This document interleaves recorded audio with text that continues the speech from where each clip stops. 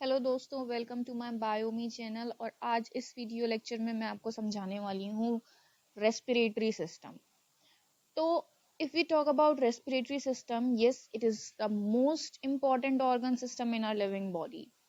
और अगर आपने शायद डाइजेस्टिव सिस्टम या डाइजेस्टिव ट्रैक्ट के बारे में पढ़ा है तो I hope you know the peristalsis movement और contraction of relaxation which occurs due to the ingested food and which is get digested and provide some nutrient to the body. But the fact is कि जो muscles होती हैं हमारे digestive tract की, उसे ज़रूरत होती है ऑक्सीजन की, ताकि वो काम आराम से कर सके, उसकी फंक्शनिंग, उसकी मेटाबॉलिक एक्टिविटी इजीली हो सके। तो ये ऑक्सीजन जो है, ये ऑक्सीजन मिलता कहाँ से है? ये ऑक्सीजन हमें एक प्रोसेस से मिलता है और उस प्रोसेस को हम नाम देते हैं, क्या नाम देते हैं हम उस प्रोसेस को दोस्तों? उस प्रोसेस को हमने नाम दिया रेस्पिरेशन। ठीक है, आई होप इतना क्लियर होगा।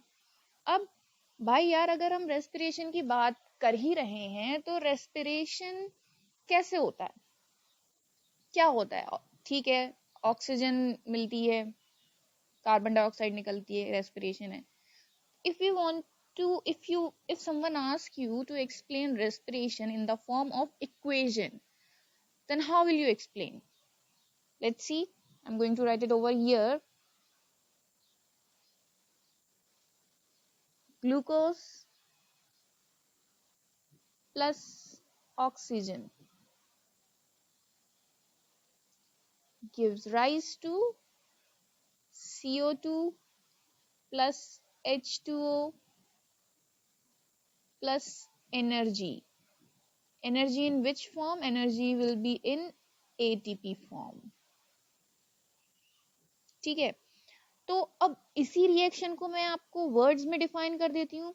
सो respiration is a process of release of energy by the breaking down of glucose, which is present in the digestive food of the living body. Okay, so if we talk about all organism including us, हम अगर organisms की बात करें जिसमें हम खुद को भी इंक्लूड करें, तो हमें जो ऑक्सीजन ऑब्टेन होता है वो एयर से होता है। तो जब ग्लूकोज जो कि हमें डाइजेस्टिव फूड से मिल रहा है ऑक्सीजन के साथ कंबाइन हो जाता है, ये ग्लूकोज जब ऑक्सीजन के साथ कंबाइन हो जाता है तो क्या होता है? अमाउंट ऑफ एनर्जी लिबरेट होती है। Amount there is a amount of energy which is released with the liberation of carbon dioxide.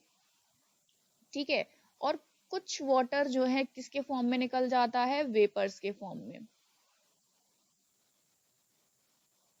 ठीक, अब the incomplete breakdown of glucose releases less amount of energy। अगर ग्लूकोज इनकम्प्लीटली यानी glucose पूरी तरीके से अगर नहीं टूटता है तो एनर्जी कम से कम फॉर्म होगी। ठीक है, और जब एनर्जी कम से कम फॉर्म होगी तब क्या होगा? तब ये होगा कि भाई जब एनर्जी कम से कम फॉर्म हो रही है तो it will involve a series of reaction that is controlled by enzyme। तो सिंपल सी बात है भाई, जब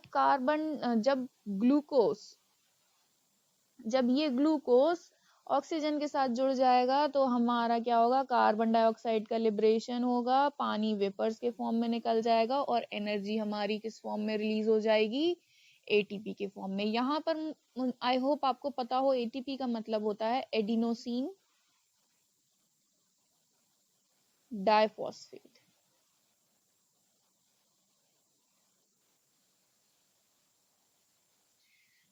तो ये तो हुआ भाई रेस्पिरेटरी सिस्टम में रेस्पिरेशन होता क्या है।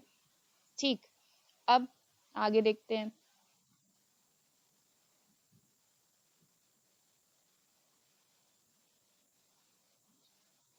कभी अपनी बॉडी को ध्यान से ऑब्जर्व किया है? नहीं किया है तो भाई अब कर लो, देर नहीं हुई है। हमारी बॉडी में रेस्पिरेटरी सिस्टम में अलग अलग ऑर्गन्स होते हैं। क्या वो अलग अलग ऑर्गन्स होते हैं? भाई सोचो, थोड़ा सा टाइम लगाओ। तो भाई डिफरेंट ऑर्गन्स हमारे होते हैं, nasal cavity, pharynx, larynx, trachea, bronchi, alveoli, lungs. तो ये होते हैं हमारी बॉडी के डिफरेंट, हमारे रेस्पिरेटरी सिस्टम के डिफरेंट ऑर्गन्स, जिसमें हमारा आता है nasal cavity, that which means nasal cavity, pharynx, larynx, trachea, and bronchi. Also here we can include bronchiole.